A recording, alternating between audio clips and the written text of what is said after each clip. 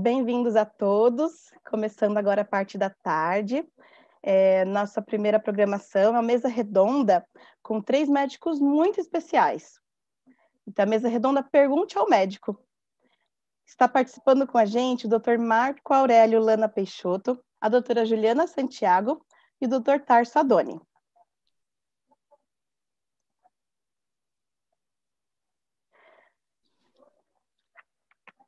Minha câmera estava fechada.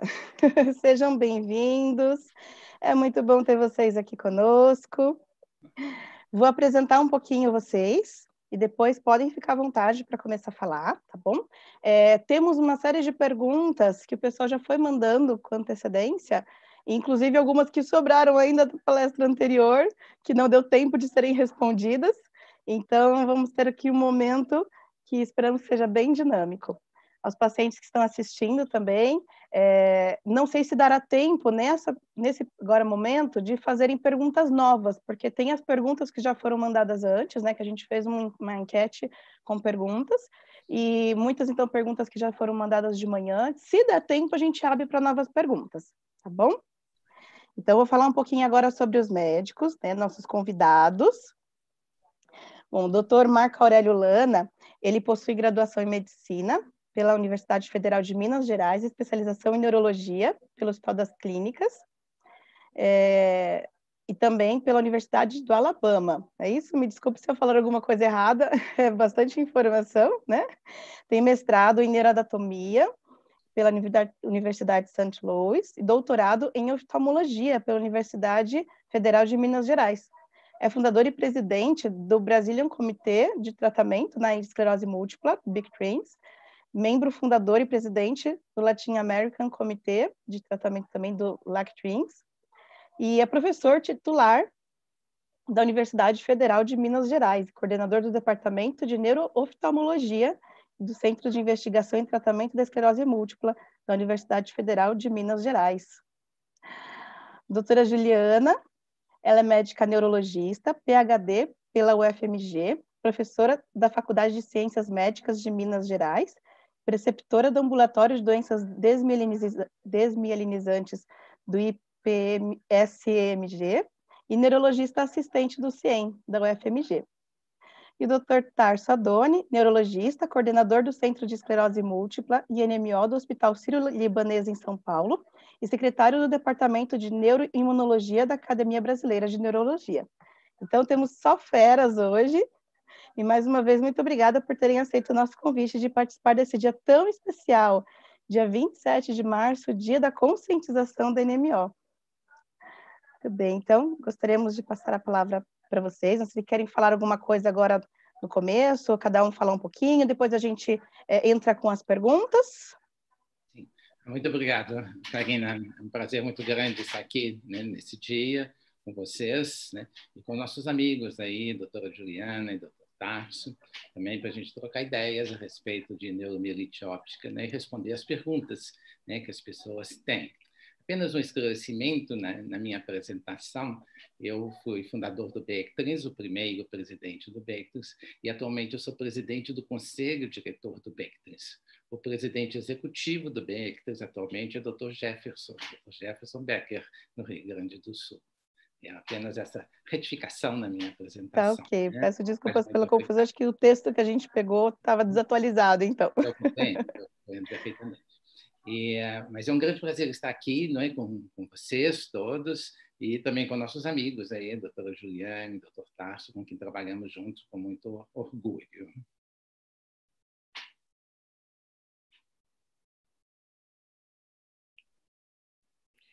Olá, pessoal. Eu queria primeiro agradecer o convite. Eu estou muito feliz de participar hoje, né, desse Dia do Paciente, do Dia Nacional de Conscientização da Neuromielite Óptica.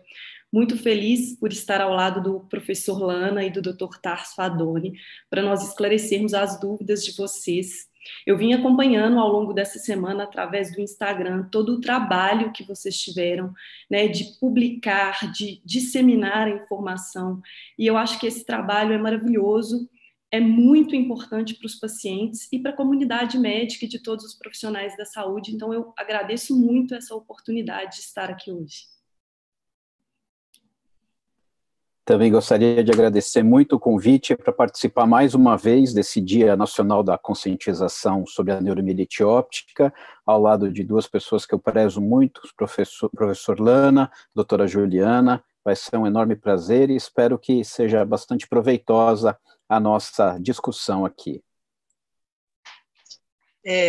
Gente, eu também agradeço muito a presença de vocês. Só fazer um adendo, a gente está, em todas as palestras, a gente está colocando para todos verem, né? Fazendo uma audiodescrição também para as pessoas que não enxergam. Então, se vocês puderem falar como fazer a audiodescrição de cada um de vocês. Como eu não entendi bem, não é? Bom, vou começar comigo. A Marcela também pode começar fazendo a audiodescrição delas, e aí vocês fazem as suas. Tá? Meu nome é Luara Baeta, eu sou da NMO Brasil, represento a NMO Minas também, e eu sou branca, tenho cabelo longo, a blusa verde de NMO Brasil, com hashtag Todos pela Cura, NMO. Atrás tem uma janela, está escura aqui, mas tem uma janela, e o fundo de madeira. Então, a gente está fazendo isso para as pessoas que não conseguem enxergar. Então, a gente faz essa audiodescrição para que todos possam participar também. Até porque a gente tem os pacientes, né, de neuromielite que tem a lesão e afeta a visão. Então, a gente está fazendo isso para poder representar todo mundo. Então, todas as palestras a gente está fazendo isso agora. Então, se vocês puderem fazer, peço para a Marcela também fazer, e aí a gente dá a palavra para vocês fazerem também. E aí a gente começa as perguntas. Muito obrigada por estarem aqui, viu, gente? Estarem aqui. A gente fica muito feliz. Boa tarde, pessoal. Boa tarde, doutora Juliana, doutor Lana, doutor Tassadoni. Tudo bem com vocês, gente? Olha, eu estou super empolgada, e aí eu sempre começo a minha audiodescrição no alto astral, falando demais, então eu vou tentar respirar um pouco para baixar minha adrenalina. Meu nome é Marcela, eu sou uma mulher branca, eu tenho olhos castanhos escuros, meu cabelo é ondulado, e eu estou usando a camisa verde da Neuromielite Óptica, né, da nossa campanha, que é o Todos pela Cura NMO. Estou com um batom bem chamativo, que vai ser a nossa marca, porque a gente quer se arrumar, a gente quer se cuidar, né? E eu estou muito feliz de estar nessa mesa redonda com vocês, agradeço demais a presença de vocês hoje aqui com a gente. Doutora Juliana, você pode fazer a sua audiodescrição, por favor? Posso sim. Eu sou a doutora Juliana Santiago, eu sou uma mulher branca, meu cabelo é escuro, mas está um pouco claro porque eu fiz luzes, a raiz está mais escura porque com a pandemia a gente não consegue refazer, a minha blusa é branca, eu estou no meu consultório, então o fundo é todo branco, e eu pus alguns detalhes verdes que não sei se está dando, se está visível. Eu estou com um brinco verde, um cordão verde, e no fundo alguns enfeites verdes para lembrar a cor verde do nosso março verde. Doutor Lana, você pode contribuir? Ótimo. Bom, eu sou Marco Aurélio Lana, né? Eu sou raça branca, tenho olhos verdes, já tive cabelos castanhos bem claros, hoje quase não tenho cabelo mais, estou bastante calvo com a idade, e estou sentado aqui na minha casa, no meu escritório em casa, estou vestido de camisa branca, um paletó cinza, e ao fundo tem a estante aqui do meu escritório. Só quero ressaltar mais uma vez que é um prazer enorme estar com todos vocês aqui nesse dia.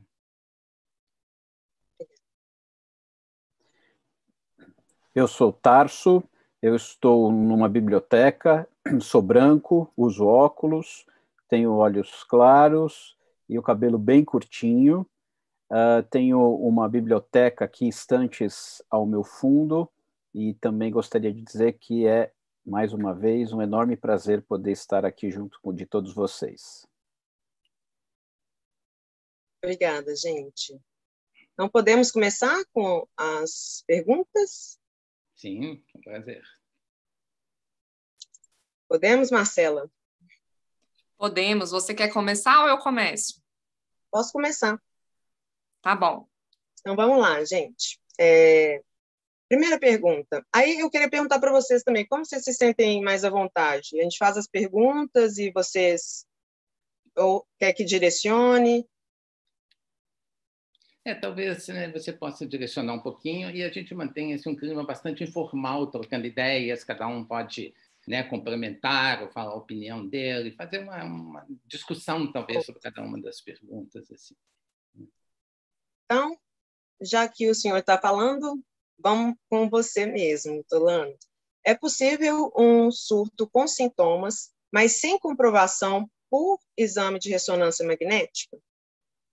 Sim. Sim, é possível, naturalmente. Um surto, é interessante que as pessoas compreendam bem o conceito de surto. Né? Para a neuromielite óptica, assim como para a esclerose múltipla ou outras doenças desmielinizantes, um surto é o aparecimento de um sintoma novo, alguma coisa que a pessoa não sentia e passa a sentir. Então, qualquer sintoma novo, né, que afete, que seja realmente a expressão de alguma alteração no sistema nervoso, por exemplo, um problema de visão, né, uma redução da visão, um problema de sensibilidade, como uma dormência num braço, numa perna, um problema motor, como uma perda de força na perna, no braço, né, um problema no rosto, né, uma assimetria do rosto, uma fraqueza da musculatura do rosto. Então, o surto varia conforme o local de envolvimento dele dentro do sistema nervoso. Mas é sempre um sintoma novo, alguma coisa que a pessoa não teve, e é necessário que este sintoma novo dure pelo menos 24 horas. O que é menos do que 24 horas não é surto. Então, é interessante que as pessoas compreendam isso. Né? Então, as pessoas frequentemente com doenças do sistema de doenças desmielinizantes podem ter sintomas muito rápidos, dormência, fraqueza, uma diminuição da visão, escurecimento da visão, por segundos ou minutos. E isso, às vezes, repete muitas vezes ao dia. Isso não é surto. O surto tem que ter uma duração de 24 horas, pelo menos, passado um dia para o outro dia. E basta realmente a pessoa sentir e realmente haja uma comprovação ao exame que esse paciente tenha essa alteração ao exame neurológico, que o paciente tenha essa alteração. Ou então pela própria história, quando o exame não é possível, uma história bem definida que houve aquela alteração neste período. Não há necessidade, em absoluto, de ter uma ressonância magnética para definir o surto. Ótimo. E também tem a questão das máquinas, né? Que podem... As máquinas como? De ressonância magnética, por conta dos Teslas, faz diferença? Realmente essa é uma outra questão, né? A questão da potência da ressonância magnética em mostrar essas alterações no cérebro. Mas, apesar do progresso da ressonância magnética ser muito grande no aspecto técnico, né, de ter ressonância de 3 Tesla e até de 7 Tesla, né, que hoje ainda é usada mais para pesquisa do que para prática médica, para prática clínica, a ressonância de 1,5 Tesla é suficiente para mostrar as lesões desmielinizantes. Naturalmente, a de 3 Tesla tem maior potência, né? Então é possível que algumas alterações não sejam visíveis em 3 Tesla, em 1,5 Tesla, e possam ser visíveis com 3 Tesla. Mas não há absoluta necessidade que isso seja sempre uma ressonância de 3 Tesla para fazer o diagnóstico de uma lesão desmielinizante no sistema nervoso. Uma de 1,5 Tesla é suficiente. Obrigada, Luana. Gente, eu vou pedir desculpas. A Dani, né, a Dani Americano, ela, né, gostaria de estar aqui com a gente hoje, né, agora nesse momento, mas ela estava muito cansada, muito estressada, com muita dor no corpo. E aí eu vou puxar, inclusive, a pergunta dela, né? Ela mandou no nosso grupo, falou assim, perguntem, né, para os médicos que vão estar agora. E aí eu vou aproveitar, vou direcionar para a doutora Juliana. Doutora, essa parte do estresse, para a gente que é paciente com neuromielite óptica, o quanto que isso afeta, o quanto que isso é ruim na nossa fadiga, o que a senhora consegue ver de relatos no consultório, e se a senhora tem alguma dica para a gente não levar ao limite do corpo, né, que a gente não estrague o nosso corpo, se a gente pode brincar com essa palavra. Então, vamos lá, Marcela, obrigada pela pergunta. Só interessante a pergunta feita pelo paciente anterior, que a Luara falou, porque essa semana eu recebi uma pergunta ao inverso. O paciente me perguntou se, quando ele faz uma ressonância e vem alguma alteração de substância branca, se ele precisaria pulsar, se alterações encontradas na ressonância, ao acaso, precisam de pulsoterapia. E essa é uma pergunta que complementa a pergunta do paciente anterior. E não, né? A ressonância é um exame complementar, então, se o paciente faz a ressonância, mas não tem sintoma, como o professor falou bem, ele não tem sintoma neurológico que caracterize um ataque, um surto, não há necessidade de pulsoterapia. A gente não trata o exame, né? A gente não pulsa o exame, a gente pulsa o paciente. O tratamento agudo é do sintoma. Então, foi interessante porque encaixou, e eu recebi essa pergunta deve ter uns 2 dias. Mas em relação à pergunta da Dani, olha, o estresse, para todos nós, de uma forma geral, é muito prejudicial, né? Até porque, claro que a gente vive uma sociedade estressante, todos nós estamos submetidos ao estresse. Eu acho que agora, com os meios de comunicação, em que todo o tempo a gente é acessado por WhatsApp, por e-mail, por rede social, talvez isso aumente mais o estresse.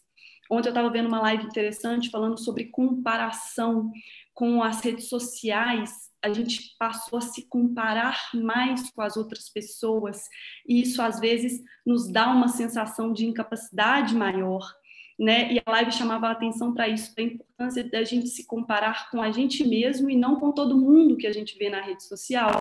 Então, eu acho que isso impõe um estresse maior. Como esse estresse impacta para os pacientes com doenças desmielinizantes e com neuromielite óptica, especialmente? A gente tem que lembrar que o estresse ele pode atuar no sistema imune, e eu acho que, falando mais diretamente, não a respeito de surtos, mas a respeito de fatores associados à neuromielite óptica, uma das principais que a gente tem é a dor. Então, às vezes, no momento de estresse, o paciente não tem especificamente um déficit neurológico novo que dure mais de 24 horas e caracterize um surto. Mas, às vezes, ele tem outras coisas que são tão incômodas ou mais, como a dor. A dor, ela é prevalente nos pacientes com neuromielite óptica, podendo estar associada a um surto ou não. E o que eu vejo aqui no consultório, assim, com maior frequência, e nos nossos pacientes lá do CIEM, é dor miofacial, dor muscular. Pacientes com muita dor associada a excesso de contração muscular, com o que a gente chama de trigger points, que são pontos extremamente dolorosos no músculo, e que quando a gente pressiona, essa dor refere para algum membro. Então, por exemplo, às vezes o paciente tem dor cervical que refere para o membro superior. E é interessante, eu falo muito sobre isso, que às vezes essa dor, hoje a gente já não fala mais em dor miofacial, mas em síndrome miofacial, porque essa dor pode vir associada à parestesia, ela pode vir associada à sensação de fraqueza e até simular um surto. Então, assim, quem dera eu tivesse uma dica pronta sobre como controlar o estresse, né? É um sonho para todos nós, mas eu acho que a gente tem que buscar o equilíbrio. Então, mesclando trabalho com lazer, atividade física, que eu falo muito com vocês através do Instagram, uma dieta balanceada, um hábito de vida saudável que não afete o nosso corpo prejudicialmente. Obrigada, doutora. Luara, você quer fazer mais uma pergunta? Sim, vamos lá. Vamos para o Tarso agora? Qual a probabilidade de voltar a andar depois de um surto medular? A possibilidade de ter uma melhor evolução está relacionada à lesão? É uma excelente pergunta. Sem dúvida nenhuma, a coisa mais importante é quanto tempo, a partir da instalação da lesão medular, da inflamação medular, que o paciente recebe o atendimento. Então, existe uma relação direta entre o tempo em que é instituído o tratamento para o surto medular e a chance de recuperação. Então, o importante é, uma vez que haja clareza que existe um surto medular, o paciente deve procurar o seu médico o quanto antes para que seja feita a confirmação clínica desse surto e que seja instituído o tratamento adequado o mais precocemente possível. Isso vai ter impacto direto com a chance de recuperação maior ou menor. Então, quanto mais precocemente esse paciente com surto medular é atendido e é tratado, maior é a chance que ele tenha uma boa evolução. Então, a dica é, na vigência de um novo sintoma, que é um sintoma persistente, que aumente na sua intensidade, começa com um formigamento abaixo da cintura, depois se nota algum grau de fraqueza nas pernas, que não se demore para procurar o seu serviço de emergência, o pronto atendimento médico, para que seja então confirmado clinicamente o diagnóstico e instituído o tratamento. Não significa, claro, que aqueles pacientes que demoram mais para procurar o médico, que têm uma maior dificuldade de acesso, que necessariamente terão uma evolução pior. Eles vão ser diagnosticados um pouco mais tardiamente e vão receber o tratamento um pouco mais tardiamente. A chance será um pouco menor, muito provavelmente não consegue falar em números, porque os pacientes são muito diferentes entre si, as doenças têm graus de agressividade que são graus diferentes, existem pacientes que já estão sob tratamento, então, às vezes, o paciente que está sob tratamento e tem um surto, ele pode ter um surto mais leve do que aqueles pacientes que não estão sob tratamento imunossupressor adequado. Então, são várias coisas que nós levamos em conta, mas tem a ver, em última análise, com a rapidez com que é feito o diagnóstico e é instituído o tratamento adequado para o surto. Por isso a importância de informar, né? Porque quanto antes, né, se tiver informação, quanto antes tiver esse diagnóstico, melhor, né? Muito obrigada, gente. Marcela? Doutor Lana, eu vou te perguntar uma coisa que eu acho que você deve ouvir no consultório de monte, né? Quando a gente perde a visão de um olho, a gente tem a possibilidade de perder a do outro? Sim, naturalmente que sim. Não é? A pessoa com doença desmielinizante, né, que é o nosso assunto hoje, especialmente neuromielite óptica, tem risco de ter o que nós chamamos de neurite óptica. Neurite óptica é a inflamação do nervo óptico, em geral, né, dentro da esclerose múltipla ou da neuromielite óptica.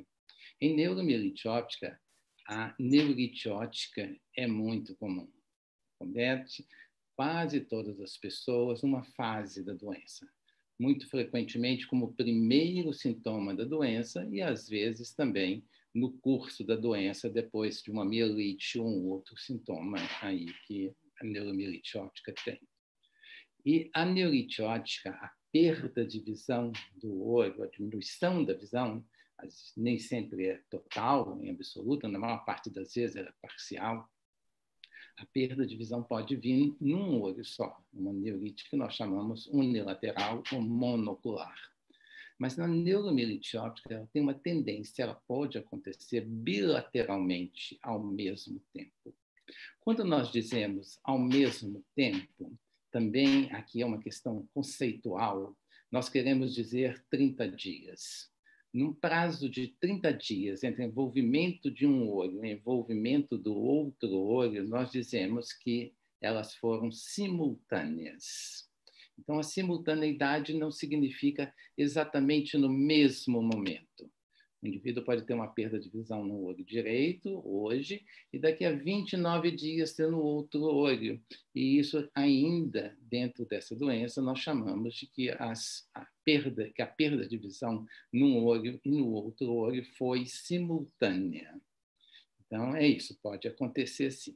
Mas mesmo naqueles casos em que passa mais do que 30 dias e não acontece ainda dentro deste mês o envolvimento do olho, há sempre um risco de envolvimento do outro olho numa outra crise, numa recorrência da doença. Num novo surto, uma recorrência, a possibilidade de ter uma neurite óptica no outro olho.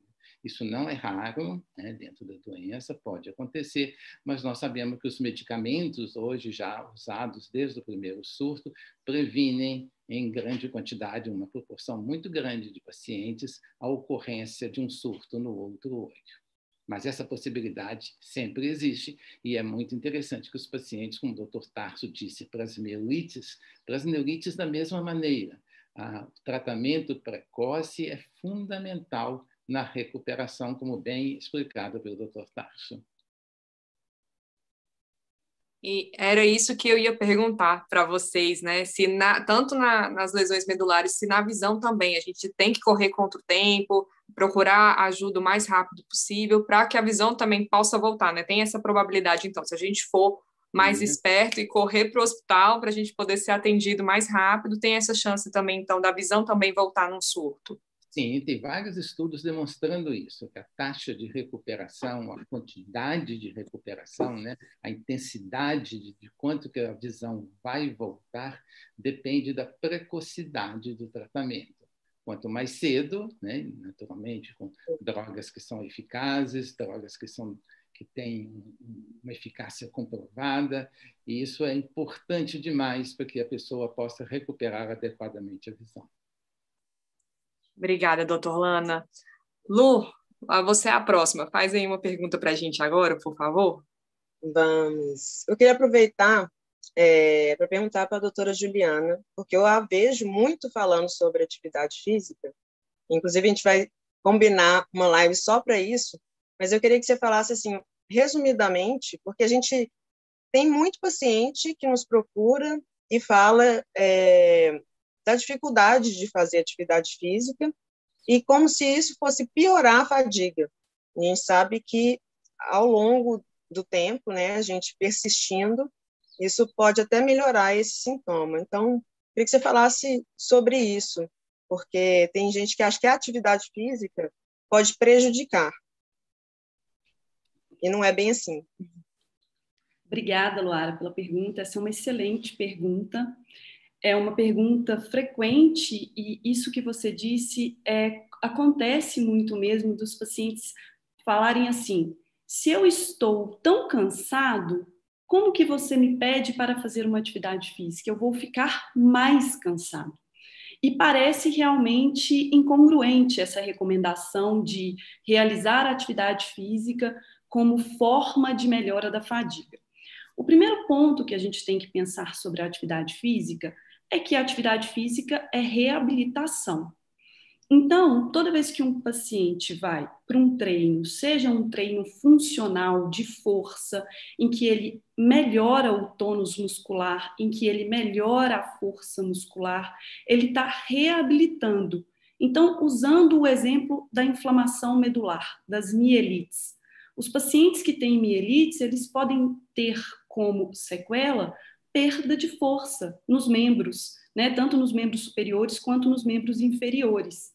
Se o paciente vai para a reabilitação, ele fortalece aquele grupamento muscular, melhora o tônus. E essa reabilitação proporcionada pela atividade física pode influenciar diretamente na forma em como o paciente vai estar no futuro, e inclusive no grau de incapacidade que ele vai acumular. Então, acho que o primeiro ponto da atividade física é a possibilidade de reabilitação. Então, eu falo assim com os pacientes: se eu deitar numa cama e ficar 5 dias deitada, no 6º dia, quando eu for levantar, naturalmente eu vou me sentir muito fraca. Eu vou ter tontura, eu vou ter mal-estar. Então, quanto mais parado a gente fica, às vezes mais difícil é retomar depois as nossas atividades. O segundo ponto em relação à atividade física é que tem alguns estudos que mostram que a atividade física, quando a gente realiza a atividade física, principalmente a atividade física aeróbica, né? Então, esteira, caminhada, bicicleta, a gente tem uma produção de fatores anti-inflamatórios. A gente tem que lembrar que o nosso corpo, ele é capaz de produzir substâncias mais pró-inflamatórias e mais anti-inflamatórias. Então, tem estudos mais em outras doenças autoimunes do que na neuromielite óptica, mais em esclerose múltipla do que na neuromielite óptica. Eu fiz uma pesquisa antes da nossa live, porque eu imaginei que essa naturalmente seria uma pergunta sobre atividade física. Os estudos sobre atividade física e alimentação na neuromielite óptica ainda são modestos, sabe? Bem modestos, mas já tem um início de investigação nesse aspecto, e o que mostra é o seguinte, que a atividade física, ela atua como anti-inflamatório. Então, claro que não é só a atividade física, é aliado a um hábito de vida saudável. Isso auxilia e muito na fadiga. Então, se hoje eu estou com fadiga e eu vou para atividade física, nesse momento é muito difícil, mas à medida que eu vou estabelecendo um ritmo de atividade física, eu vou ganhando em resistência, ganhando em capacidade, fazendo um status mais anti-inflamatório do meu corpo. E isso, claro que sempre, né, junto do tratamento, do segmento médico, do medicamento, né, nós estamos falando de um tratamento em conjunto, é muito benéfico para os pacientes. Então, façam atividade física, na medida do possível, claro, né? E, claro, só um outro ponto que é interessante, é que às vezes o paciente fala assim, eu não posso fazer uma atividade física. Então, tenha um hábito de vida ativo. Né? A diferença entre atividade física e hábito de vida ativo é que a atividade física é aquela que a gente separa um tempo para exercitar. Então, o paciente separa ali 150 minutos por semana para ir para a esteira, para fazer bicicleta. Agora, hábito de vida ativo é quando a gente, no nosso dia a dia, faz mudanças para que a gente seja mais ativo. Então, a gente usa mais os nossos membros superiores. Se a gente é um paciente que deambula, a gente deixa de ir de carro para ir a pé, se for uma distância possível, de acordo com a nossa incapacidade. E essas pequenas mudanças que a gente vai fazendo no nosso dia a dia nos torna ativo e isso também contribui.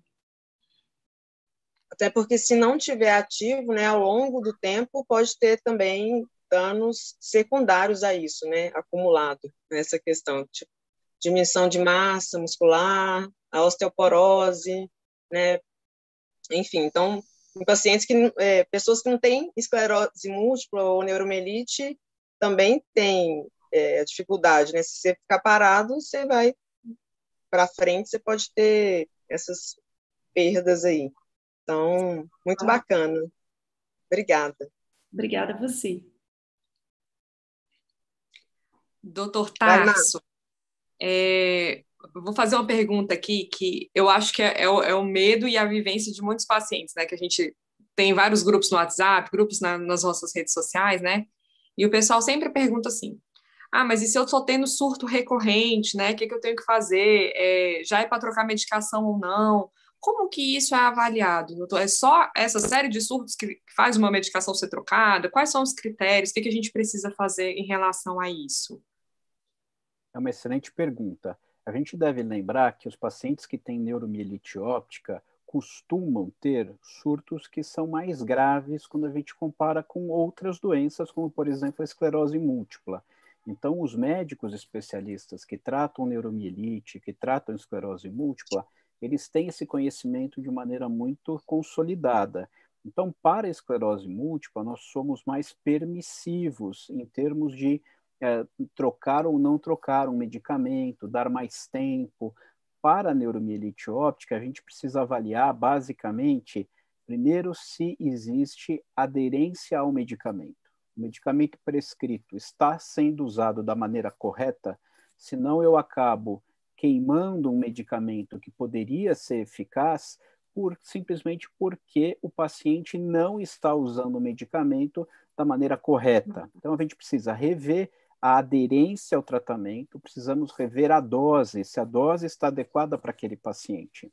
Mas, uma vez que eu constate que o paciente é extremamente aderente àquela medicação e que ele está usando a medicação na dose adequada, o especialista precisa conversar com o paciente e, assim que possível, e se houver essa disponibilidade, prescrever um tratamento mais eficaz, mais eficiente. Que a gente não deve ter uma tolerância mais alta com a atividade da neuromielite óptica por tudo que nós já sabemos, basicamente pela gravidade da doença e pela possibilidade de um único surto trazer uma sequela muito grave, né? Então, a ideia é sempre essa, é rever se o tratamento está sendo tomado de acordo com o prescrito, se o paciente está usando o tratamento prescrito da forma adequada e na dose adequada.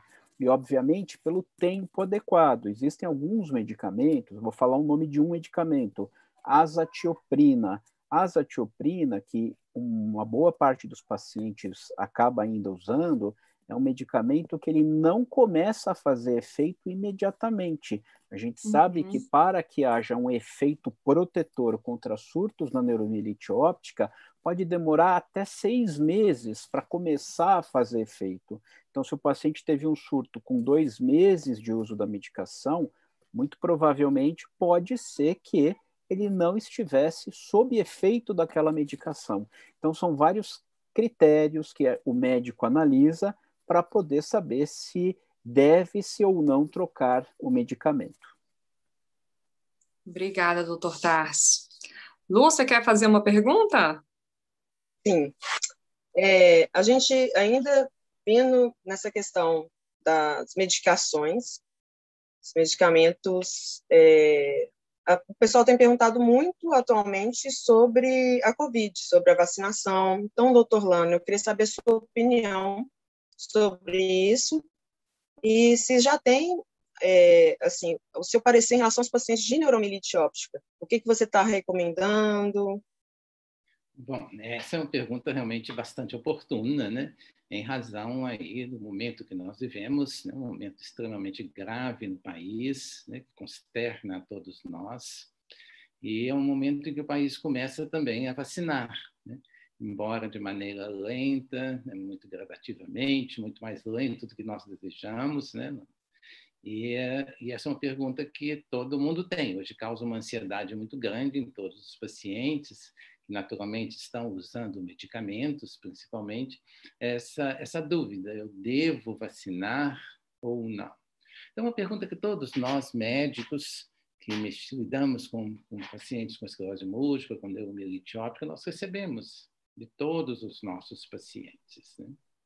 A nossa orientação tem havido, aproveitando um empenho grande do BECTRINS, né, Comitê Brasileiro de Tratamento e Pesquisa em Esclerose Múltipla, que também cuida de neuromielite óptica e outras doenças desmielinizantes, e da Academia Brasileira de Neurologia, em discutir.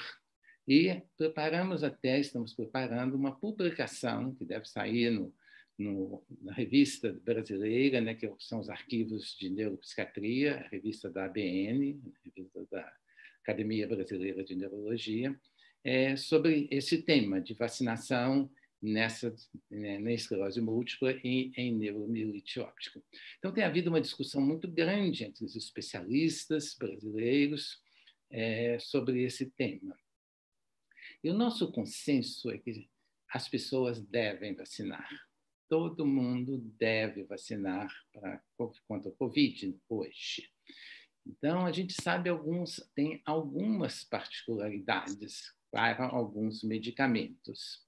E, naturalmente, ninguém conhece melhor a doença daquele paciente do que o seu médico. Então, é importante que todos os pacientes consultem os seus médicos neste momento. Olha, eu estou tomando esse medicamento, estou assim, o assado, o que eu devo fazer em face da vacina, que já está no momento de eu vacinar. Já estão vacinando a minha faixa etária, já estão vacinando o meu grupo, então eu devo estar aí vacinando na próxima semana, nos próximos 15 dias, o que for, e eu devo vacinar, que precauções que eu devo ter, que eu posso sentir, etc, etc. Então, os pacientes devem procurar os seus médicos, embora existam alguns princípios gerais, e o princípio geral mais importante é que todos devem vacinar, mas há particularidades individuais, aí de acordo com a doença, de acordo com aquele paciente, o seu medicamento. Então, os pacientes não devem tomar suas decisões antes de ouvir os seus médicos. Maravilhoso. E em relação, assim, por exemplo, a pessoa está fazendo imunossupressão, a azatioprina, não, vai fazer um rituximab. Aí tem algum prazo que tem que respeitar? Também é individual, porque depende um pouco assim, da época que a pessoa usou, né, a medicação. Tem medicamentos imunossupressores que são usados todos os dias, tem medicamentos imunossupressores que são usados em intervalos maiores de até meses. Então, isso é um pouco dependente aí do medicamento, da época que o indivíduo usou a última vez o seu remédio, para ver a época oportuna de vacinação. Um princípio geral é que o imunossupressor pode diminuir um pouco a eficácia da vacina. Então, o intervalo entre o uso do imunossupressor e a vacinação é importante. É por isso que é tudo individualizado, porque os pacientes usam medicação diferente, em esquemas terapêuticos diferentes, em épocas diferentes. E tem uma história prévia de uso de outros medicamentos também. Então, é importante que essa individualidade seja discutida com o seu próprio médico. Obrigada, Tuana. Marcela? Perdão, eu caí e voltei, porque agora a gente cai, né, nesse nosso novo mundo virtual. Doutora Juliana, bom, ano passado a gente teve, né, aprovado pela Anvisa o satralizumab, né, e isso entre os pacientes foi aquele alvoroço, eu já tenho que trocar, eu não tenho que trocar, né, e aí a pergunta que a gente tem aqui é qual é a diferença dele para o rituximab?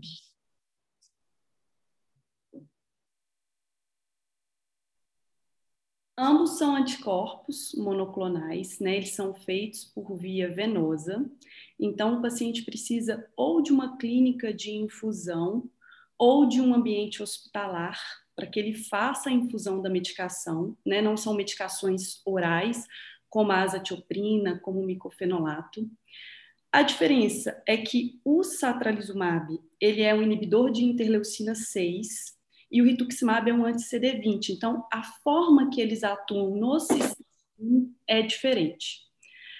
O tempo de aplicação também é diferente. O rituximab, geralmente, a gente faz a primeira dose dividida dia 0 e dia 14, e depois o paciente vai fazer de 6 em 6 meses, repetindo esse mesmo esquema. Já o satralizumab, ele é uma medicação que o paciente vai fazer mensal. Então, existem diferenças, apesar de ambos serem venosos, existe diferença no mecanismo de ação do medicamento, no corpo do paciente e na posologia do remédio. O rituximab é um medicamento que a gente já tem mais experiência, né? Tanto o rituximab para neuromelite óptica, como para alguns pacientes com esclerose múltipla. E nós temos também para esclerose múltipla o ocrelizumab, então a gente já tem, né, uma experiência maior com essa medicação. O satralizumab é uma medicação nova que está chegando e que nós iremos adquirir essa experiência à medida que nós utilizarmos o medicamento. Agora, é interessante um ponto que você falou. Não necessariamente porque chega um medicamento novo, eu preciso trocar a minha medicação. Às vezes, quando um medicamento chega, né, é aprovado, começa a ser utilizado, isso gera um senso de urgência nos pacientes, como se o novo medicamento necessariamente fosse melhor para mim. E como tanto o professor Lana falou, quanto o Dr. Tarso, a doença é muito heterogênea e os tratamentos, as condutas devem ser individualizadas. Então, às vezes, chegou um medicamento novo, como o satralizumab, mas o paciente está bem controlado da doença dele com o medicamento atual. Então, não necessariamente significa que ele terá que trocar. Agora, para os pacientes em que a doença se mantém ativa, apesar dos tratamentos, claro que toda vez que chega uma nova medicação, é uma vela, é a chama da esperança que se acende de novo.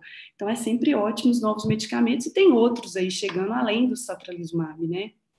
A evolução da neuromelite óptica, do tratamento da neuromelite óptica, agora nesses últimos 2 anos, foi bastante importante, e isso nos deixa muito felizes, né, com as novas possibilidades. Com certeza, doutora. Felizes e aliviados, né? Muito obrigada. Luara, pergunte aí, diga. Vamos lá, essa é para o doutor Tarso. Essa é uma pergunta que a gente recebe muito também, porque na neuromielite a gente tem os pacientes soropositivos e soronegativos. Pensando nos soronegativos, tem como ser um falso negativo por conta da imunossupressão? E se sim, qual que é o melhor período para fazer esse exame de antiaquaporina 4? Essa é uma excelente pergunta e, de fato, a gente ouve bastante essa pergunta no consultório e o que a gente sabe é os medicamentos imunossupressores, inclusive o próprio corticoide, a metilprednisolona, que é a medicação que habitualmente a gente faz na pulsoterapia no momento do surto, podem reduzir a sensibilidade do método para a detecção do anticorpo anti-aquaporina 4. Então, a gente habitualmente espera de 2 a 3 meses após o recebimento do corticoide, ou idealmente, sempre que possível, antes de administrar, vamos supor que o paciente teve um primeiro surto, uma neurite óptica, uma disfunção da medula, uma mielite, que a gente suspeite de neuromielite óptica. Antes de eu instituir o tratamento, eu retiro uma amostra de sangue e já encaminho para o laboratório com a solicitação da detecção do anticorpo, da pesquisa do anticorpo, para aumentar a chance de que esse paciente seja diagnosticado como a forma soropositiva da neuromielite óptica. Mesmo assim, a gente deve levar em consideração que os tratamentos imunossupressores reduzem a sensibilidade do método de detecção e que o método ele não tem uma sensibilidade de 100%, o que significa que mesmo aqueles pacientes que não estejam sob efeito de imunossupressor, mesmo aqueles pacientes que não tomaram corticoide na pulsoterapia, eles podem ter o exame com o resultado negativo e esse resultado ser o que a gente chama de um falso negativo. Ele tem o anticorpo presente, só que o meu método não permite a detecção em 100% dos casos. Embora essa metodologia venha melhorando, ela ainda gira em torno de 85, 80, 85, nos melhores cenários 90%. Significa de cada 100 pacientes que são soropositivos, sabidamente, eu só vou conseguir, pelo método laboratorial, detectar em 90. Esses 10 vão continuar soronegativos, embora eles tenham os anticorpos, porque o método não foi capaz. Mas existe ainda um subgrupo de pacientes que são os chamados persistentemente soronegativos. São aqueles pacientes que se apresentam como uma neuromielite óptica clássica, têm as neurites ópticas recorrentes, têm as mielites. Nós já investigamos todas as outras doenças autoimunes, infecciosas, que possam se manifestar dessa maneira, e a minha conclusão é isto é uma neuromielite óptica soronegativa. Quer dizer, que se mantém ao longo do tempo, independentemente da época em que eu pesquiso o anticorpo, de maneira não reagente. Isso, assim, se o paciente estiver sendo tratado já, vale a pena fazer outros testes futuros, no caso do soro negativo? E se, por exemplo, estiver tomando rituximab, né? Quanto tempo depois que tem que fazer esse teste? Habitualmente, assim, se a gente fez o diagnóstico de neuromielite óptica, se o paciente tiver tido uma neurite óptica com características de neuromielite, se ele tiver tido uma mielite, que a gente chama de extensa, que tem característica de neuromielite óptica, eu já fiz a exclusão de todas aquelas doenças de natureza infecciosa, outras doenças autoimunes que possam, de alguma maneira, se confundir com a neuromielite, esse paciente vai ser tratado como se ele fosse um paciente soropositivo, como se ele tivesse o anticorpo, ou seja, não vai mudar neste momento, nesta abordagem inicial, o meu tratamento, mas ao longo do segmento, a gente deve fazer mais uma ou duas vezes a pesquisa do anticorpo, porque pode ter sido, como eu disse, uma limitação do método naquele momento, uma sensibilidade do método que não é de 100%, que não tenha permitido a detecção do anticorpo. Agora, do ponto de vista prático, já existem critérios estabelecidos, inclusive o professor Lana foi uma das pessoas que, por isso, nos orgulha muito enquanto brasileiros, a participar desse consenso internacional, que diz que você pode prescindir, você não precisa ter o anticorpo presente, positivo, desde que você preencha outros critérios clínicos para o diagnóstico da doença. Então, essa é uma questão muito mais acadêmica que nós estamos discutindo aqui, mas que do ponto de vista prático, o médico tomará a mesma conduta na abordagem inicial. Obrigada, doutor Tarso. Mar? Doutor Lana, eu sou só a pessoa das perguntas, né, dos pacientes que, né, às vezes espizinham o senhor, né, mas eu estou aqui com uma pergunta que foi feita mais cedo, que vira e mexe a gente escuta ela no WhatsApp, nos grupos, né, o pessoal fala assim, mas eu tinha uma lesão, na minha outra ressonância essa lesão sumiu, né, as lesões, elas desaparecem assim, ou é só que não pega naquela ressonância? Como que isso acontece? Eu acho que essa pergunta é bastante interessante. E ela remota assim, os tempos antigos, quando a neuromielite óptica foi descrita, e por mais de um século, o conceito inicial da neuromielite óptica persistiu, da mesma maneira como ele foi inicialmente proposto, lá em 1894, por De Vick. É por isso que a neuromielite óptica chama doença de De Vick. E naquela época, até recentemente, né, por mais de 110 anos, o conceito de neuromielite óptica é que apenas a medula e os nervos ópticos estavam envolvidos, né? Por isso que chama neuromielite óptica, quer dizer, apenas a parte de visão, o óptico, e mielite, né? Neuromielite óptica, estavam envolvidos. E que as lesões, então, seriam exclusivas do nervo óptico e da medula espinal.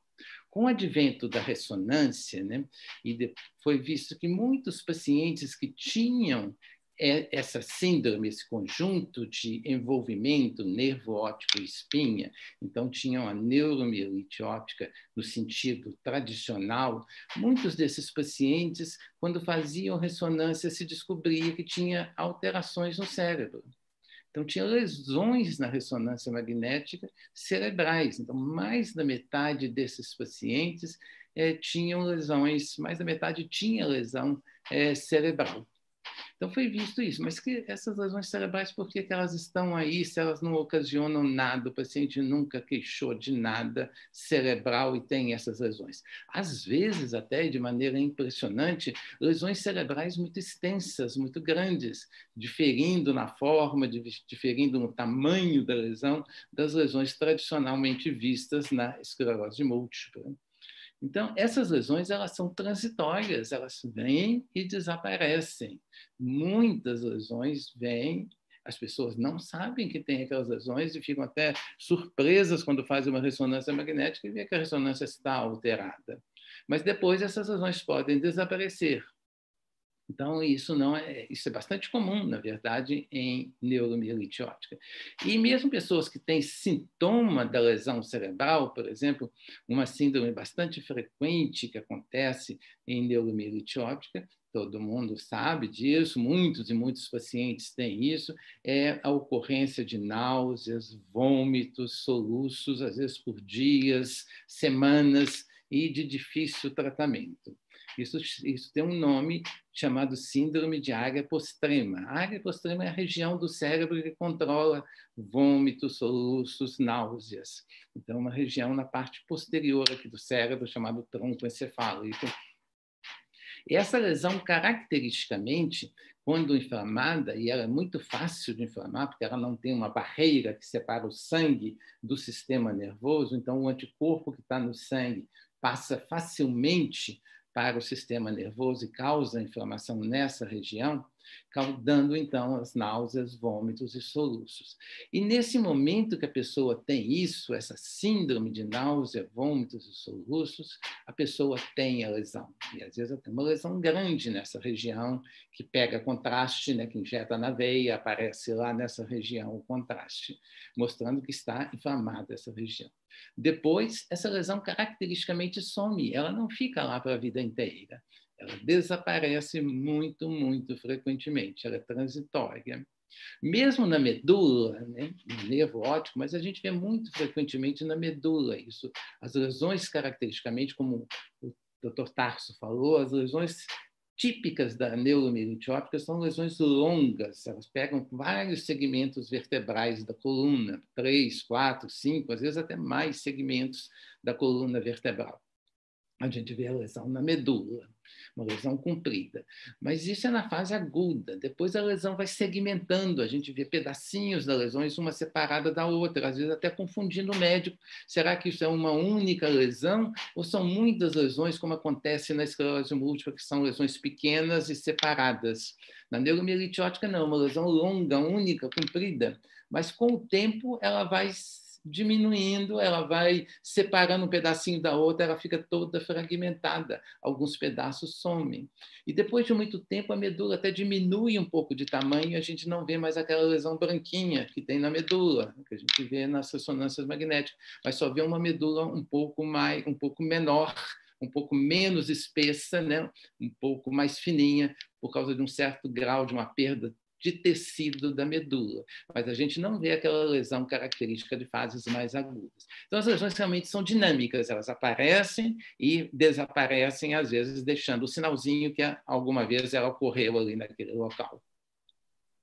Nossa, eu adorei essa palavra, doutor Lana, elas são dinâmicas. Vou guardar isso, vou botar aqui nas minhas anotações. Muito obrigada. Depois ver. Luara, você quer fazer algo? Quero. Eu acho, assim, lembrando aqui das nossas postagens e tudo, uma das coisas que as pessoas compartilham muito é sobre a diferença do surto e pseudo-surto. Eu acho que é interessante esclarecer. Você pode falar um pouquinho sobre isso? Claro, Luara. O surto, como o professor falou logo no início, muito bem, é um déficit neurológico que dura mais de 24 horas, na ausência de algo que justifique. Geralmente a gente fala febre e infecção. Mas o que é um déficit neurológico? Né? Às vezes há uma dificuldade na compreensão desse termo. Um déficit é quando o paciente há uma perda em alguma função. Então eu vou exemplificar, começando pela neurite óptica, que é muito comum nos pacientes com neuromielite óptica. O paciente acorda e começa a perceber que a visão de um dos olhos está embaçado. Às vezes, associado a isso, ele tem dor à movimentação dos olhos. Então, quando ele olha para a lateral, ele olha para a TV, ele vê que ele não enxerga adequadamente e que isso é doloroso.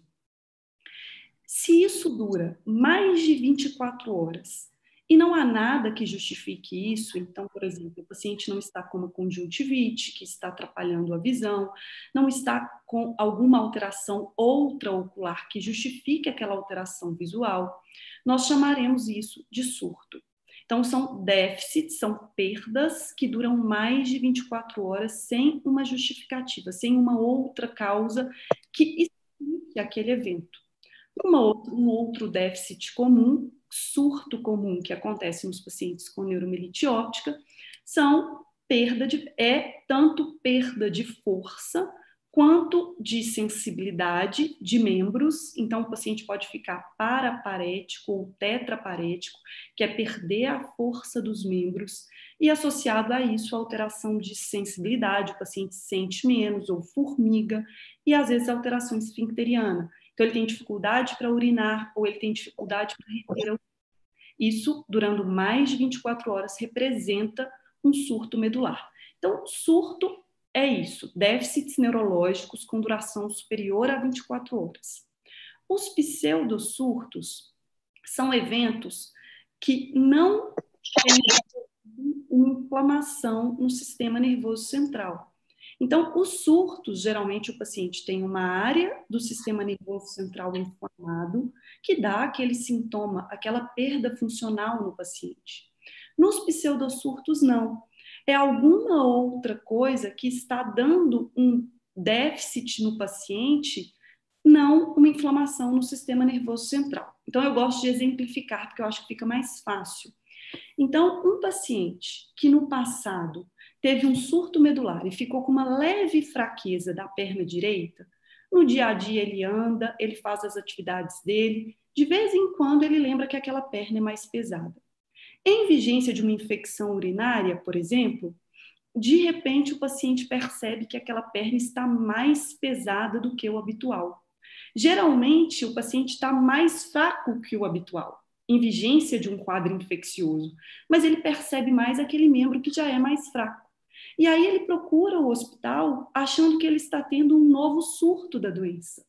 Mas quando o médico faz um rastreio infeccioso, detecta uma infecção urinária, trata aquela infecção urinária, o paciente melhora como um todo, e aquela sensação de fraqueza da perna também melhora, isso é um pseudosurto.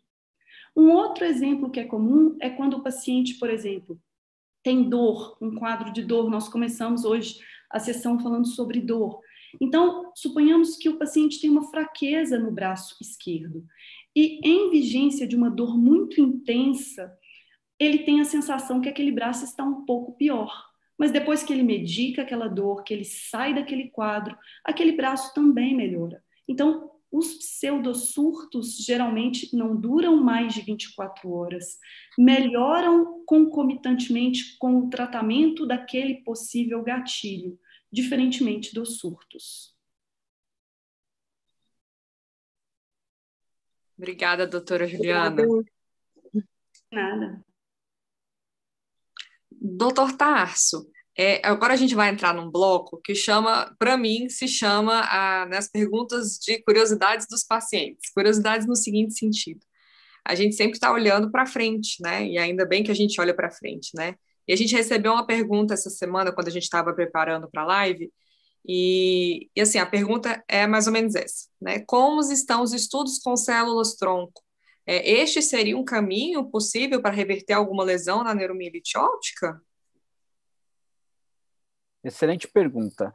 Primeiro, a gente deve, quando a gente fala em célula-tronco, existe muita confusão, porque existem dois tipos, basicamente, de célula-tronco. Existe uma célula-tronco que é chamada célula-tronco hematopoiética. O que é isso? É aquela célula que fica localizada no recheio dos nossos ossos, notadamente dos nossos ossos longos, tipo fêmur, por exemplo, que é a nossa fábrica do sangue.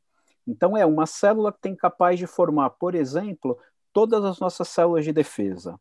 Então, em algumas situações, a gente pode retirar essa célula-tronco da medula, a gente consegue identificar essa célula-tronco, guardar essa célula-tronco, submeter o paciente ao uso de uma medicação quimioterápica forte, que destrói todas as células de defesa, e então eu pego aquela célula-tronco que estava guardadinha e reinjeto no meu paciente. Então, esse é o chamado transplante de medula óssea, ou de célula-tronco hematopoiética, aquela célula que vai ter condições de gerar um novo sistema de defesa e, portanto, do ponto de vista teórico, retiraria de circulação aquelas células que estão atacando a minha aquaporina 4, por exemplo. O outro tipo de célula-tronco que a gente fala muito, que é uma grande perspectiva, é a nova fronteira da medicina a ser passada, é a chamada célula-tronco pluripotente. O que é isso? É eu pegar uma célula que ainda não adquiriu a sua identidade, por exemplo, não é uma célula do rim, não é uma célula do pulmão, não é uma célula da pele. Ela é uma célula que ainda está no embrião, por exemplo, e que não adquiriu a sua identidade, e que eu posso programar no laboratório aquela célula para que ela se transforme, por exemplo, num neurônio, num astrócito, numa célula que habitualmente vive no sistema nervoso, com o objetivo de substituir ou reparar aquela região que sofreu um ataque de neuromielite e que foi afetada de maneira irreversível. Esta célula-tronco pluripotente, ela está sendo estudada cada vez mais, já existem dados publicados de segurança, então foi feita a modificação, interessante, a partir de uma célula da pele, foi feita uma modificação utilizando a ajuda de alguns vírus, a gente chama isso de vetores virais, que reprogramaram aquela célula para que ela se transformasse numa célula nervosa. E essa célula nervosa foi injetada, foi estudada primeiro em modelos animais, já foi estudada em humanos, o que a gente chama de estudo de segurança, e esse estudo de segurança mostrou que até este momento foi um procedimento seguro.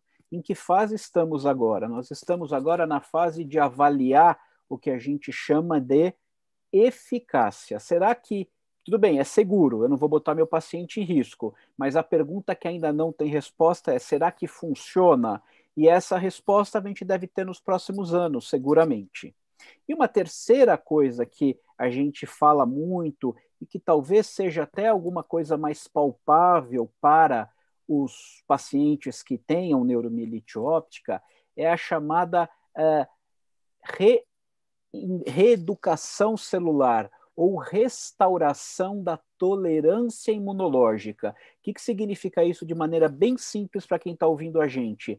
É eu pegar aquela célula de defesa que de maneira inadvertida está atacando a aquaporina 4 e fazer com que ela passe a olhar para a minha aquaporina 4 e identificar aquela aquaporina 4 como coisa legal, como bacana e que, portanto, não precisa ser atacada.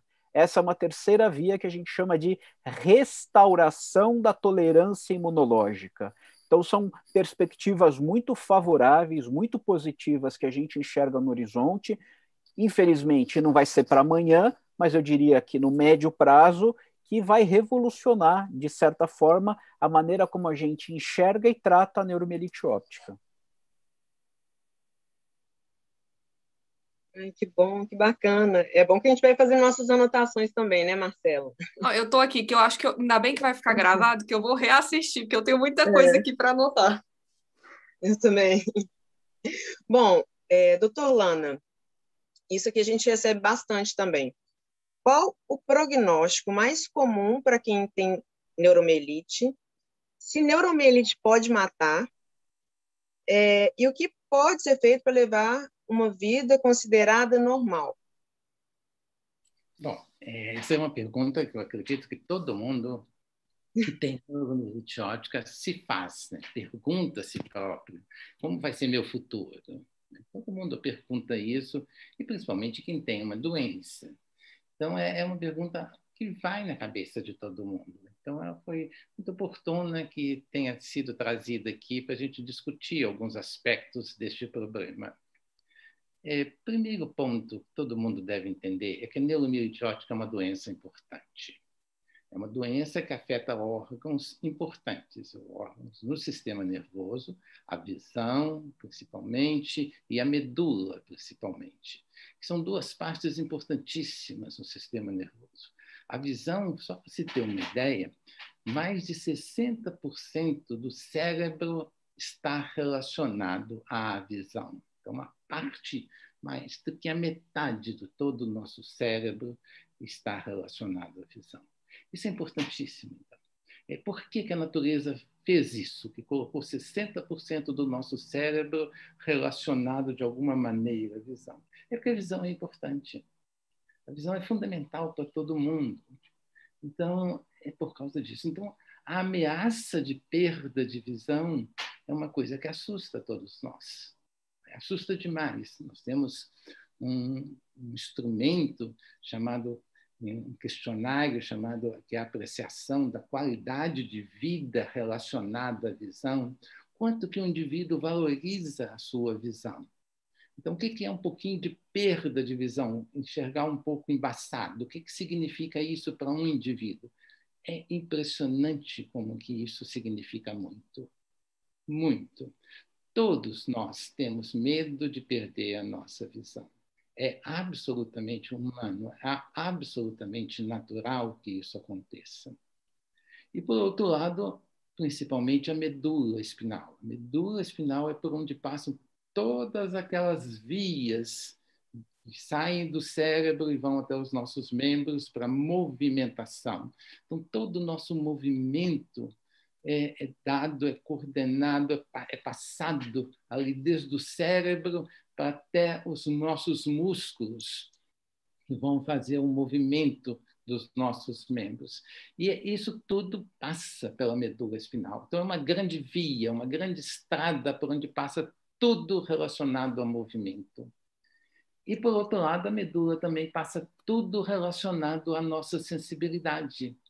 O que nós sentimos, estamos conscientes quando nós seguramos, por exemplo, uma caneta. Eu estou consciente que eu estou segurando uma caneta e estou sentindo toda a espessura, o peso, o volume da caneta. Mas tem muita coisa que nós nem sentimos. Onde está a minha perna, por exemplo? Eu não estou totalmente consciente a todo momento que minha perna está aqui, ou meu pé está nessa posição, ou minha mão está aqui ou está ali. Mas isso é uma sensibilidade que, embora a gente não tenha consciência a todo momento, ela está acontecendo. E ela está informando o nosso cérebro a respeito da posição do nosso corpo. E, por outro lado, então, o cérebro modifica isso, adapta isso, mesmo sem a gente ter a consciência de que a nosso pé, a nossa perna, a nossa mão estão em algum lugar. Então, a sensibilidade é fundamental também na nossa vida.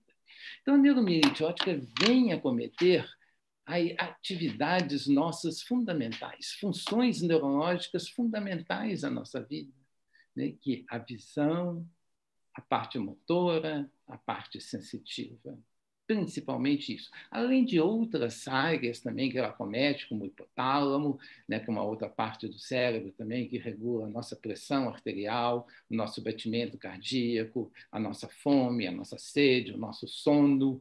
A neuromieliótica acomete também essa região do cérebro que coordena tudo isso no nosso organismo. Então, uma doença muito importante, uma doença que acomete áreas importantíssimas do nosso sistema nervoso. Então, é natural que as pessoas com essa doença tenham essas questões. Se elas não perguntam a seus familiares, a seus amigos, elas perguntam a si próprias. Elas têm um certo questionamento, um autoquestionamento sobre a doença, que às vezes, por algum motivo, elas não transmitem uma certa angústia, uma certa dúvida a respeito do seu futuro. E é importante que isso seja discutido. Isso não pode ficar preso nas nossas mentes, no nosso sentimento, sem ter essa discussão. E é muito importante que os pacientes perguntem a seus médicos, conversem com seus médicos sobre esse tipo de problema também. A medicina, muito mais do que a parte física, é também a parte emocional. É a parte de ter consciência de que nós somos todos iguais, nós todos temos as nossas limitações. O que o paciente sente, eu também sinto, posso sentir no futuro, ou já senti no passado, ou alguma pessoa muito próxima a mim também sentiu. Então, eu me identifico, os médicos se identificam perfeitamente com seus pacientes. É importante essa troca de ideias. Então, uma pessoa que tem uma perda de visão, ou uma perda motora ou sensitiva importante, tem essa angústia absolutamente natural e humana que precisa ser discutida. Então, por outro lado, o que a gente vê é que tem havido um enorme progresso na identificação dos casos de neuromieliótico de uma maneira precoce, um enorme progresso também no tratamento mais eficaz da doença. E aquilo que as pessoas sentiam, que mais sofriam, que mais limitavam as pessoas, hoje já está sendo bem prevenido, com novas drogas, como foram aqui abordados, o Dr. Tarso falou a respeito, a doutora Juliana também falou a respeito, que novas drogas que são bastante mais efetivas que as iniciais, no sentido profilático, no sentido preventivo de que essas limitações não ocorram. E a perspectiva de drogas ainda mais eficazes é muito boa.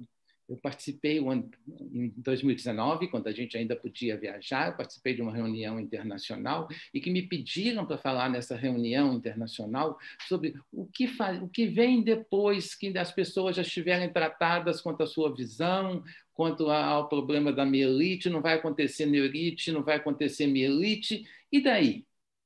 O que é que nós, médicos especialistas em neuromielite, vamos tratar se não tiver mais neurite nem mais mielite? Esse foi o meu tema que me pediram para abordar numa reunião entre especialistas em neuromieliótica no mundo.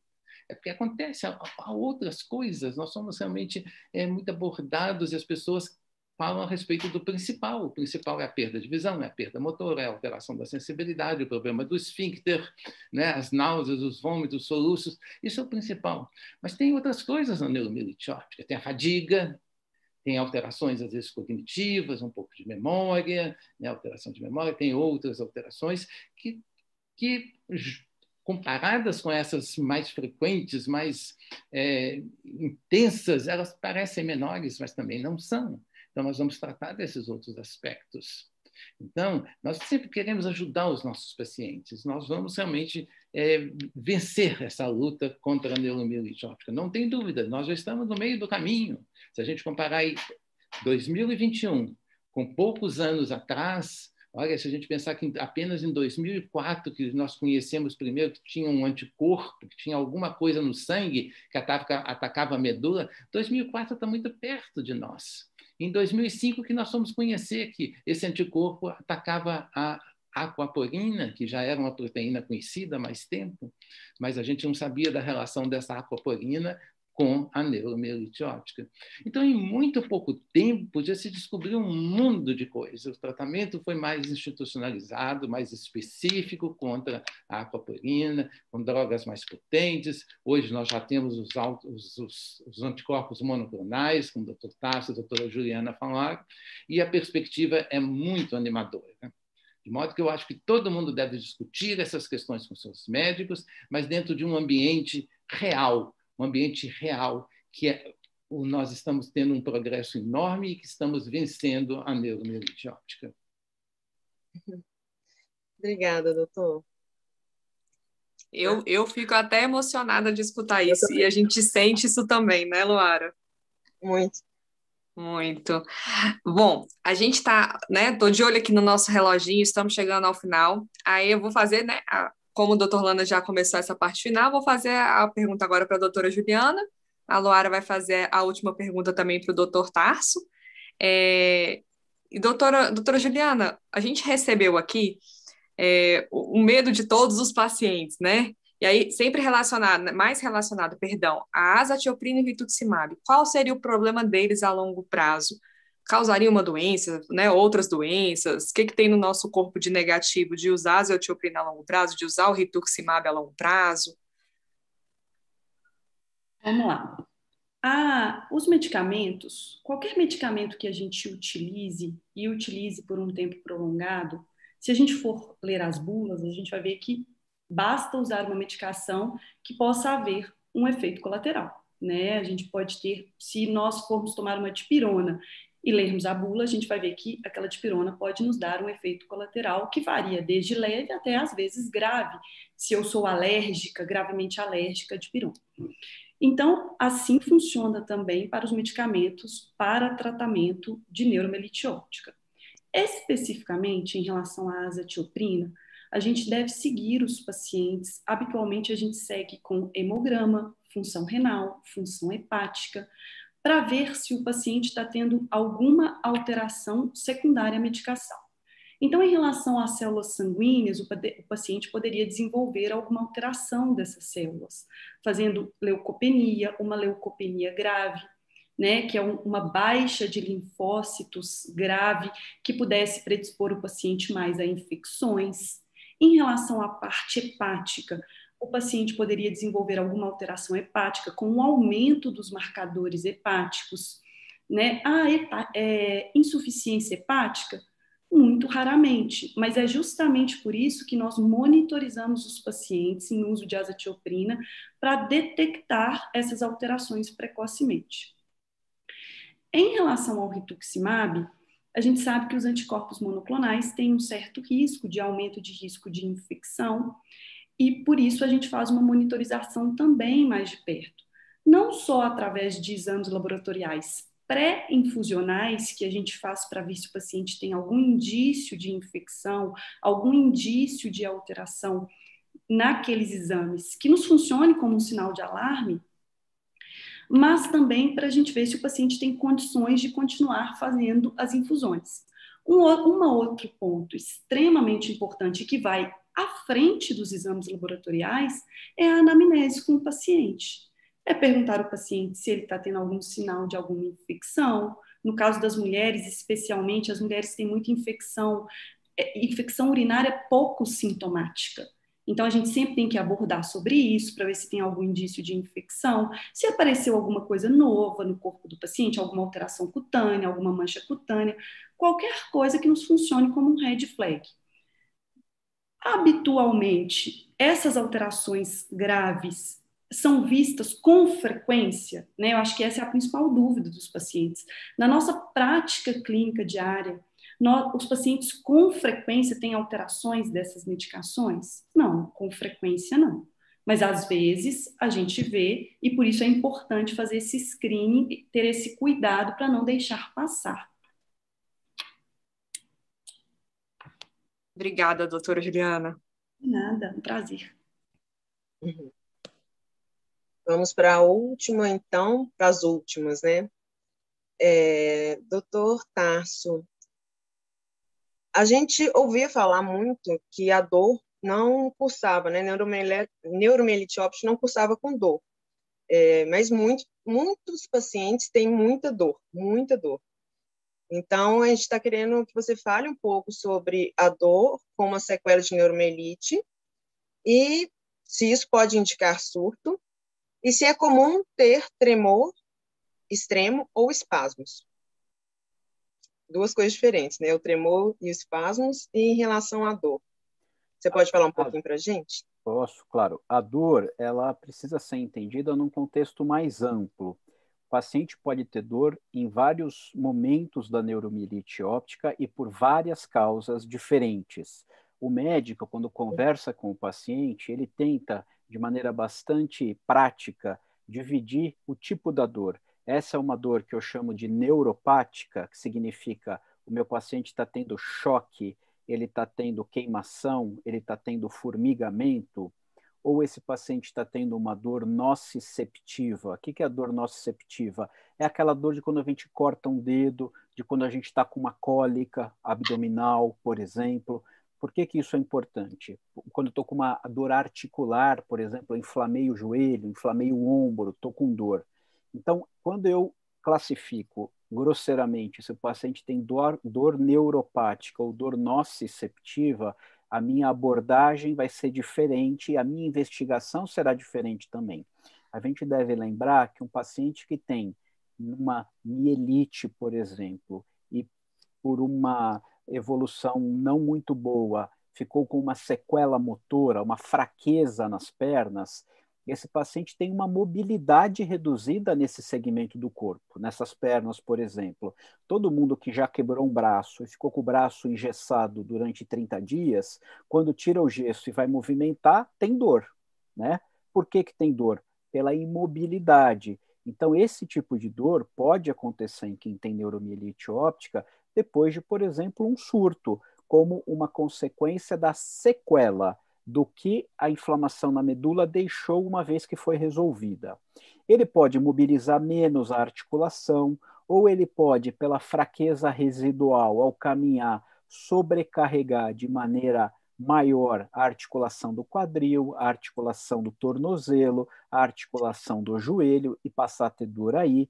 Essa dor, ela não necessariamente vai ficar restrita ao componente articular, como a doutora Juliana já falou, ela pode se espalhar, adquirir um caráter miofacial no músculo circunjacente à articulação.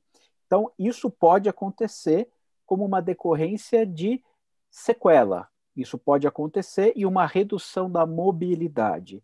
Existe aquela dor que é a dor aguda, a dor que acontece num episódio de mielite agudamente. Pode acontecer? Pode acontecer. Normalmente, quando esse outro tipo de dor acontece, ela tem uma característica muito estereotipada, ela acontece sempre da mesma maneira. É o que a gente chama de espasmo doloroso. Então, o paciente tem, entrando na segunda parte, um movimento do braço muito rápido, muito intenso, em que ele permanece por alguns segundos com o braço na mesma posição, como se fosse uma cãibra muito vigorosa, extremamente intensa, que persiste por vários segundos, desaparece e depois volta a acontecer de novo ao longo do tempo.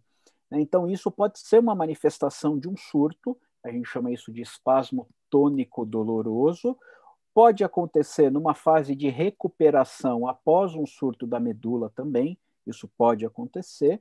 E o paciente que tem uma sequela na medula, depois de ter tido uma mielite, ele pode passar a ter o que a gente chama de espasticidade. A espasticidade é uma sensação de que a musculatura está constantemente contraída, notadamente a musculatura da perna, da batata da perna, da panturrilha. A musculatura fica pré-contraída e, às vezes, basta o paciente só mexer um pouquinho o pé para isso disparar uma cãibra intensa nas pernas dele.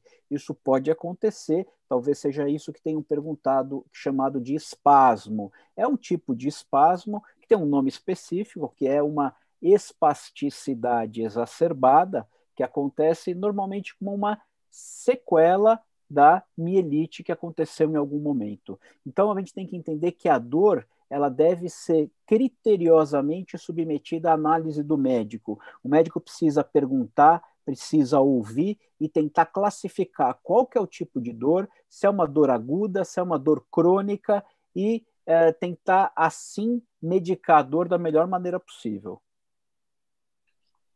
Isso é importante também, a questão da autopercepção do paciente também, né? Para ele poder passar isso de uma forma correta para o médico. O médico tentar e o paciente também tentar, né? Porque é muito... Exato.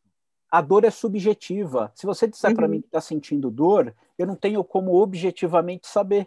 Eu tenho que acreditar no que você está falando para mim. Também. E aí eu vou tentar fazer as perguntas médicas direcionadas para classificar a dor. Que tipo de dor é? Uma dor mais neuropática, choque? É uma dor mais de uma cólica, de uma espasticidade, de uma articulação inflamada? Esse tipo de coisa que o médico precisa perguntar, né? Então, dor não é só dor, a gente precisa entender que dor é essa, né? E muito bacana você falar sobre isso, porque a gente quis trazer também, nessa nossa campanha, a questão da neuromielite, né, vista, assim, as coisas que não são visíveis. Então, a dor, como o senhor disse, não é visível, né, a nossa fadiga. Então, a pessoa acha, pode ver e, não tem nada. Mas você estava ótima, né? A gente até fez uns vídeos soltando as frases que a gente costuma escutar, e foram coisas que a gente conseguiu aí também na contribuição de vocês, né? O doutor Lana falou dessa questão, né? Da empatia, do cuidado com o paciente, a doutora Juliana, você... Então, é muito importante trazer isso também da questão invisível da doença, porque para não ter muitos julgamentos, né? Para isso acreditar e a gente conseguir seguir também. Então, isso foi algo que a gente trouxe dessa vez. Você não vê, mas eu sinto, foi uma das hashtags que a gente criamos também textos, né? A Marcela criou um monte de texto para a gente poder compartilhar, os pacientes compartilharam muito, e isso é uma coisa que a gente vive, né? Todos os dias. Então, eu quero agradecer muito a vocês por toda a colaboração. É muito importante ter profissionais tão de ponta, assim, trazendo informações como essas que vocês trouxeram hoje para a gente, e do nosso lado, né? É muito bom e muito importante para a gente. Então, muito obrigada a todos vocês. Marcela? Eu quero só deixar claro que a gente está acompanhando aqui o chat no YouTube e está todo mundo mandando beijos e abraços para vocês, agradecendo mesmo. E para a gente finalizar, eu vou chamar a Dani, porque ela quer despedir de vocês também, e a gente vai entrar todo mundo para fazer uma foto. Pode ser? Olá, boa tarde, doutor Marco, boa tarde, doutor Tarso, doutora Juliana. Eu estava acompanhando vocês aqui, eu tive que deitar um pouco porque eu não estava me sentindo muito bem. Esse mês de março foi muito puxado para a gente, para quem tem uma doença autoimune, essa coisa do estresse, de não dormir faz realmente mal, e eu realmente senti hoje no corpo isso, mas eu não podia perder vocês falando que contribuíram imensamente para esse nosso dia da conscientização da neuromielite óptica, e a gente ficou muito feliz. Então, eu queria muito agradecer a presença de vocês, o tempo de vocês. Foi uma tarde linda, foi uma tarde deliciosa com vocês. Por a gente ficava aqui ainda horas conversando, porque é sempre um prazer ouvir vocês falando. É muito gostoso, né? Assim, porque vocês falam do que a gente sente e falam de forma técnica, mostrando como as coisas acontecem. Então, eu acho que isso é muito legal mesmo. E uma coisa que o Dr. Marco falou, que eu gosto sempre de falar também, é sobre a evolução da NMO, né? Como a gente está avançado, assim, né? Como temos coisas em tão pouco tempo, né? Assim, o marcador, um CID próprio, já não somos mais vertente de esclerose múltipla, né? O critério de diagnóstico é super aberto, amplo, então, assim, isso é muito bom para todos os pacientes, né? Que eu acho que a gente tem que enxergar isso como um grande avanço, né?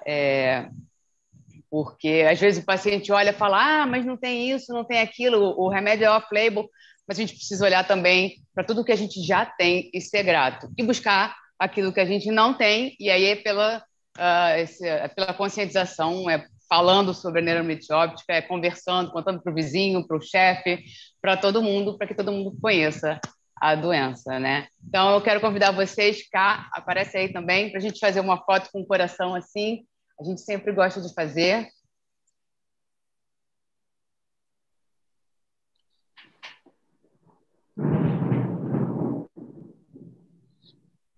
Muito obrigada.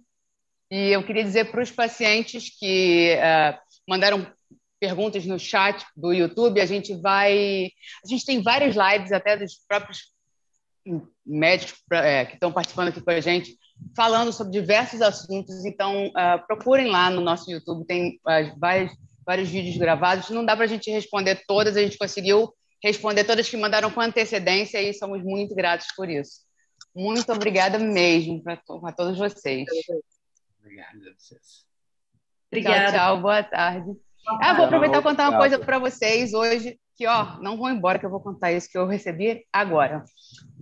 A gente conseguiu, o time do Flamengo vai entrar em campo pelo Campeonato Carioca com uma faixa falando sobre a neuromielite óptica, mas o time Goianésia também vai entrar, e um time de Alagoas também, acho que é o CSA, não tenho certeza, porque a CBF, a Federação Carioca de Futebol, eu não sei como é que chama, tá, gente, assim direito, e a Federação Alagoana e a Goiana estão apoiando a neuromielite óptica, então isso, assim, é incrível, e eu precisava dividir com vocês, porque eu fiquei muito feliz, assim, a gente está realmente deixando de ser uma doença órfã que ninguém sabe quem nós somos, né, para começar a aparecer, porque eu costumo dizer que político não vai fazer política pública para quem ele não sabe que existe, mas a gente está se mostrando e a gente está aí verde o mês inteiro, e hoje em especial vamos estar por aí, então contem para todos que a gente vai estar, né? Assistam os jogos de futebol que a gente vai estar aparecendo, tá bom?